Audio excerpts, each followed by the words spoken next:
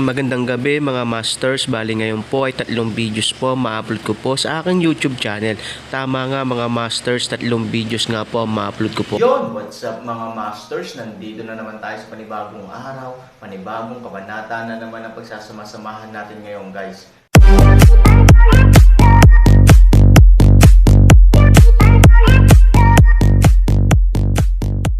Bali mga masters, kung bago ka pa lang po sa aking YouTube channel, please click the subscribe button, lalong-lalo na po yung notification bell guys, para maging connected pa rin tayo sa isa't isa at maging updated kayo sa mga susunod ko pang video.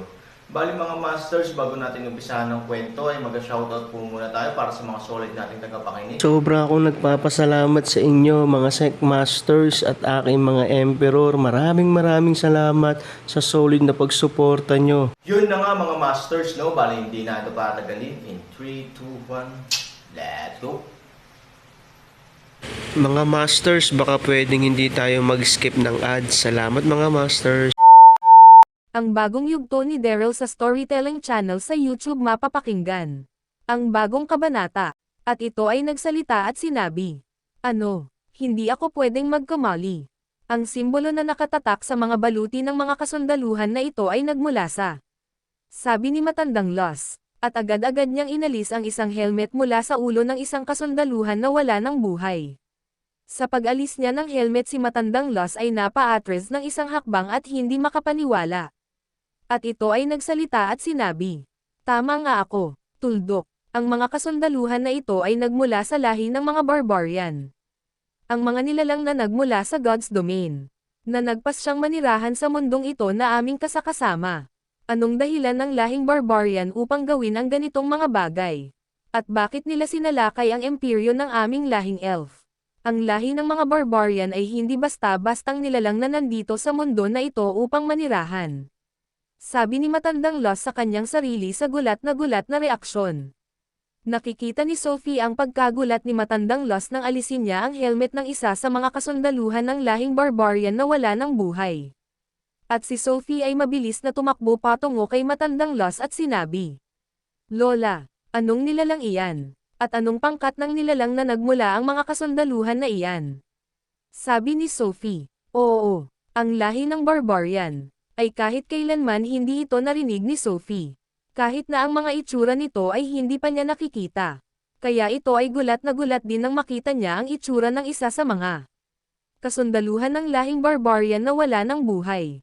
At nang marinig ni Matandang Los ang sinabi ni Sophie, ito ay nagsalita at sinabi, "Nasaan na si Master Ken Apo? Kailangan niya itong makita." Sabi ni Matandang Los. Nang marinig ito ni Sophie, ito ay nagsalita at sinabi, "Lola, si Master Ken ay patuloy sa paglalakad ngayon. Patungo ata si Master Ken sa kanyang kaharian." Sabi ni Sophie. Nang marinig ito ni Matandang Los, ito ay agad-agad na tumingin sa direksyon kung saan naglalakad si Master Ken. At si Matandang Los ay nagsalita at sinabi, "Halika Apo, sundan natin si Master Ken." Sabi ni Matandang Los. At agad-agad niyang hinatak ang kamay ni Sophie. At ang dalawa ay mabilis na naglakad at sumusunod kay Master Ken. Samantala, sa paglalakad ni Master Ken nakikita niya ang mga katawan ng kanyang mga kalahi na wala ng mga buhay. Ang luha sa mga mata ni Master Ken ay hindi niya nang napigilan tumulo. Habang tumutulo ang mga luha ni Master Ken sa kanyang mga mata at si Master Ken ay patuloy sa paglalakad. Si Master Ken ay bumubulong sa kanyang sarili at sinasabi, "Magbabayad ang mga gumawa nito sa aking imperyo at aking mga kasundaluhan. Ang mga lapastanganan na gumawa nito sa aking mga kalahi ay aking pagbabayaran.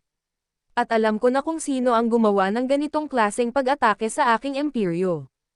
Ang mga lapastanganan demonyo, ang gumawa ng pag-atake sa aking imperyo at pumaslang sa aking mga kasundaluhan. Walang ibang pwedeng gumawa ng ganitong pag-atake kung hindi ang lahi lang ng mga demonyo.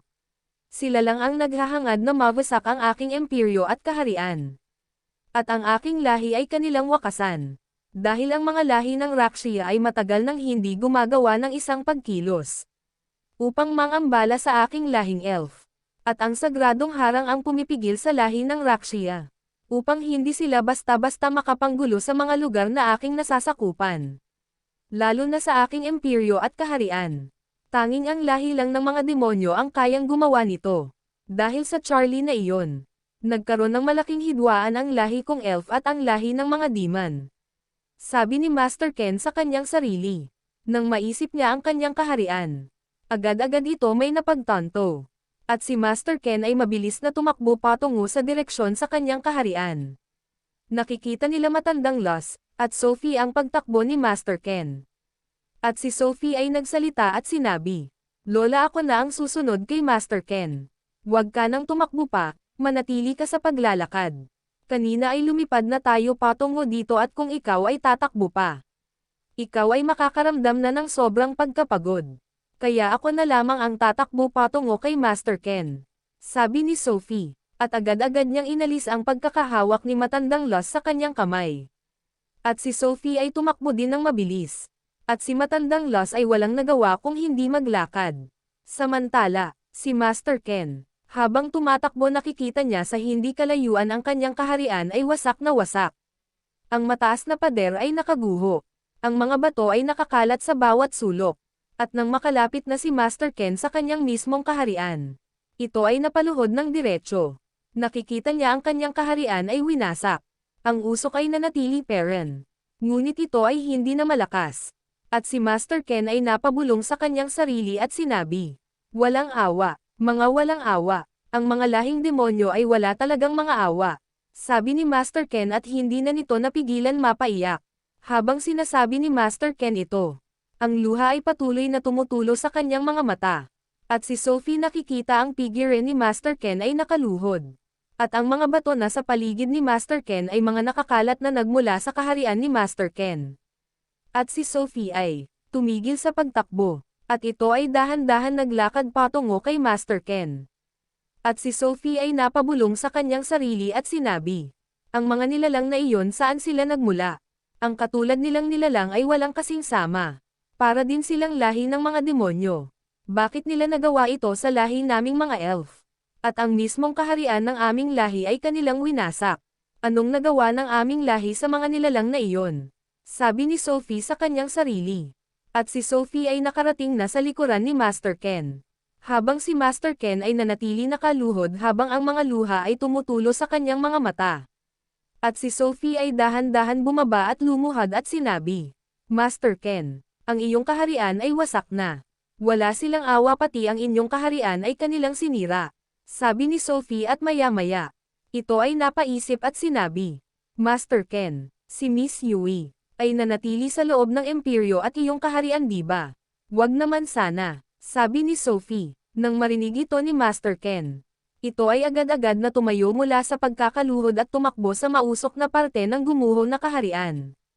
At si Master Ken ay sumisigaw at sinasabi, "Yui, nasaan ka? Yui, nasaan ka? Yui, kung naririnig mo ako. Ako ito, ang iyong tinuturing na ama. Yui, lumapit ka sa akin. Kung naririnig mo ako, Yui." Sigaw ni Master Ken ng paulit-ulit. At nilibot ni Master Ken ang buong paligid na kinatatayuan ng kanyang kaharian. Nakikita niya ang ibang mga katawan ng mga kasundaluhan at mga kasambahay na hindi nakaalis ng kaharian na wala ng mga buhay. Ang sigaw ay napakalakas. At si Sophie ay nagpasya na din maglakad patungo sa gumuho na kaharian ni Master Ken. At si Sophie ay sumigaw at sinasabi, "Miss Yui, nasaan ka? Miss Yui, magpakita ka sa amin." "Ako ito si Sophie, Miss Yui." Sigaw ni Sophie. Lumilipas ang mga segundo. Patuloy peren sa pagsigaw at paghahanap nila Master Ken at Sophie kay Yui. At si Sophie ay hindi na napigilan na mapaiyak. Ang kanyang mga luha ay hindi niya na din mapigilan pang tumulo sa kanyang mga mata. Si Sophie ay sumisigaw habang umiiyak, "Miss Yui, aking ate, nasaan ka? Huwag mo sabihin na kami ay iniwan mo na din. Miss Yui, nandito ako ngayon para makita ka at makakwentuhan. Please naman Miss Yui, kung naririnig mo kami, magpakita ka na sa amin." "Ate Yui, nais ko makipagkwentuhan sa iyo." "Ate Yui," sigaw ni Sophie habang naiyak. Lumilipas ang ilang minuto. Nalibot na nila Master Ken ang buong lugar kung saan nakatayo ang kaharian ng mga elf. Ngunit si Yui ay hindi nila natagpuan. Kahit ang katawan nito ay hindi nila nakita. Sila Master Ken at Sophie ay lumabas sa usok ng kaharian. Ang dalawa ay halos walang sapat na lakas at ang mga mata nila ay patuloy peren sa pagluha. At si Sophie ay nagsalita at sinabi, Master Ken, si Ate Yui nasaan na siya? Hindi pwedeng mamatay si Ate Yui. Hindi niya tayong pwedeng iwan. Magkukwentuhan pa kami at sabay namin aantayan ang pagbabalik nila Ate Lin. Master Ken, hindi maaaring gawin ito sa atin ni Ate Yui. Hindi siya pwedeng mamatay, sabi ni Sophie habang naiyak. Nang marinig ito ni Master Ken, ito ay halos mabaliw sa lungkot at galit. At ang kanyang spiritual na lakas ay kusang lumabas sa kanyang katawan. Yun na nga mga masters, no? Bali panibagong kabanata na naman yung natapos natin ngayong gabi. Muli, maraming salamat po talaga sa walang sawang suporta po sa aking YouTube channel na talagang inaabangan nyo po ang bawat upload ko po. Bali mga masters, magkita-kita ulit po tayo bukas ng gabi at ngayon po ay magpapaalam po muna tayo. Bali mga masters, bye-bye!